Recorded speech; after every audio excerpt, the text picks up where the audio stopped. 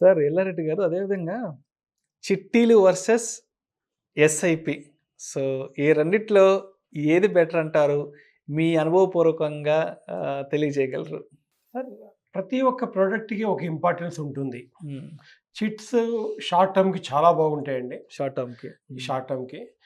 ఆహ్, liquid fund, debt funds short టర్మ్‌కి చాలా బాగుంటాయి. హ్మ్. లాంగ్ టర్మ్‌కి అది బ్యాడ్ అనుకోవచ్చు. హ్మ్. అలాగే చిట్ ఫండ్ ఇవన్నీ కూడా ఏంటి అంటే షార్ట్ టర్మ్‌కి very good. But long term కాదు. హ్మ్. అలాగే ఈక్విటీ మ్యూచువల్ ఫండ్ హ్మ్. లాంగ్ టర్మ్‌కే మంచివి. షార్ట్ టర్మ్‌కి అసలు కాదు. అంటే ప్రతి ప్రోడక్ట్‌కి కూడా హ్మ్. ఒక క్యారెక్టర్ ఉంటుందండి. క్యారెక్టరిస్టిక్స్ ఉంటుంది. దాన్ని బట్టి కరెక్ట్‌గా ఏ టైంకి ఏది వాడాలి. హ్మ్. మనకి జనరల్లీ ఏంటి అంటే ఈ సౌత్ ఇండియాలో గానీ, మన దగ్గర గానీ చాలామంది చిట్స్‌లో వేస్తుంటారు. అవును. Very good. షార్ట్ టర్మ్ గోల్స్‌కి, ఎమర్జెన్సీ కోసం ఎక్కువగా వాడుతూ ఉంటారు. అలాగే ప్రైవేట్ ఫైనాన్స్ ఇస్తూ ఉంటారు. హ్మ్. అవి కూడా అక్యుములేట్ చేసుకుంటూ ఉంటారు. ఇలా so many varieties of investment methodology మనకి చిన్నప్పటి నుంచి మామూలుగా ఉన్నాయి. ఓకే. సో, ఒక చిన్న క్యాలిక్యులేషన్ చేద్దామండి. ఒక రూ. 10,000 మీరు సేవ్ చేస్తూ ఉన్నారు. రూ. 10,000. జనరల్లీ మీ సాలరీ బట్టి మీరు 30 సంవత్సరాలు సేవ్ చేసుకుంటూ వెళ్ళిపోతారు. హ్మ్. ఏమండి? రూ. 10,000 పర్ మంత్. ఆ రూ. 10,000 పర్ మంత్ 5 సంవత్సరాలకోసారి తీసేసుకొని హ్మ్. వాడేసుకుంటే ఎలా ఉంటుంది షార్ట్ టర్మ్ గోల్స్ కోసము. అదే అమౌంట్ లాంగ్ టర్మ్ అంటే 30 ఇయర్స్ పాటు అలాగే ఉంచేస్తే ఎలా ఉంటుందని చిన్న క్యాలిక్యులేషన్ పెట్టి మీకు చూపిస్తానండి. హ్మ్. సపోజ్ ఒక రూ. 10,000 ఎవ్రీ మంత్ మీరు హ్మ్. ఎక్కడో అక్కడ పెడుతున్నారు. ఓకే. ఒక 5 సంవత్సరాలు అయ్యేపాటికి మీరు దాదాపుగా ఎంత సేవ్ చేస్తుంటారండి? హ్మ్. ఒక రూ. 6,00,000 మీరు సేవ్ చేస్తారు. ఓకే. సో, ప్రైవేట్ ఫైనాన్స్ వీటిలో కొంచెం ఒక్కోసారి చాలా ఎక్కువొస్తది. హ్మ్. అంటే ఈవెన్ మన క్యాలిక్యులేషన్ ప్రకారంగా చూసుకుంటే 20% వచ్చిందే హ్మ్. ఎవ్రీ మంత్ రూ. 10,000 చొప్పున 5 సంవత్సరాలు చేసుకుంటూ వెళ్తే 6,00,000 మనం పెడుతున్నాము. 10 లక్షలు వచ్చింది అనుకోండి. హ్మ్. Very good return. హ్మ్. తీసుకున్నారు, ఖర్చు పెట్టేశారు, అయిపోయింది. హ్మ్.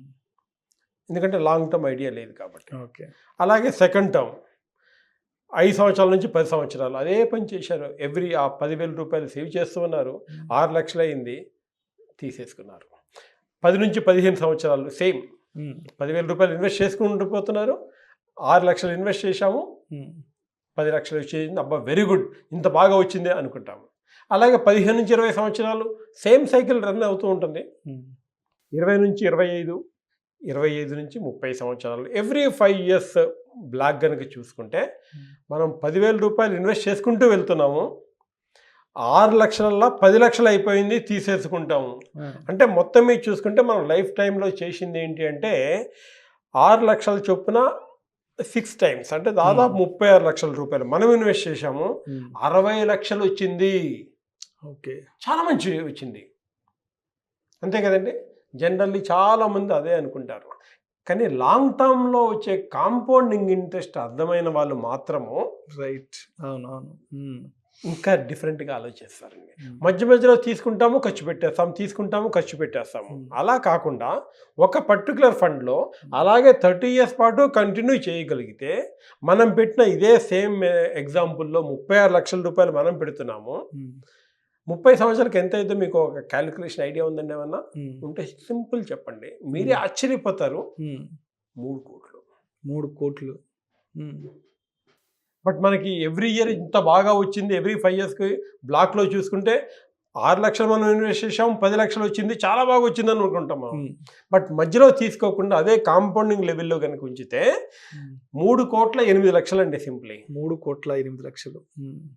జస్ట్ 12% చొప్పున మనం 12% rate of return. That is the compounding effect. Long టర్మ్‌లో ఉన్న కాంపౌండింగ్ ఎఫెక్ట్. అంటే ఇక్కడ తేడా ఏంటి అంటే షార్ట్ టర్మ్ గోల్స్ మీరు మామూలుగా యూజ్ చేసుకోండి, no problem. But long term కోసము కొంచెం అమౌంట్‌ని తీసి పక్కన పెట్టండి, మీకు కాదు. రిటైర్మెంట్ ప్రతి ఒక్కరికి వస్తుందండి. దాని గురించి కూడా ప్లాన్ చేయాలి కదా! ఆఫ్టర్ ఆల్ ఎవరికి వస్తుంది రిటైర్మెంట్? మనకే కదా! అవును. కొంచెం అమౌంట్ తీసి పక్కన పెట్టండి. ఇది నా కోసం కాదు. నా గోల్డెన్ ఏజ్ కోసం అనుకోండి. ఓల్డ్ ఏజ్‌ని ఇప్పుడు ఓల్డ్ ఏజ్ అంటలేదండి. గోల్డ్ ఏజ్ అంటారు. ఓల్డ్ ఏజ్ కాస్త గోల్డ్ ఏజ్. గోల్డ్ ఏజ్ అయింది. అది ఇప్పుడు డబ్బులు ఉంటే అండి. డబ్బులు లేకపోతే నిజంగా ఓల్డ్ ఏజ్ అది. అవును. డబ్బు ఉంటే gold age. Simple planning. Compounding అనేది మనం అందరం చిన్నప్పుడు చదువుకుందే. 8th వండర్ అంటారు కూడా. 8th wonder.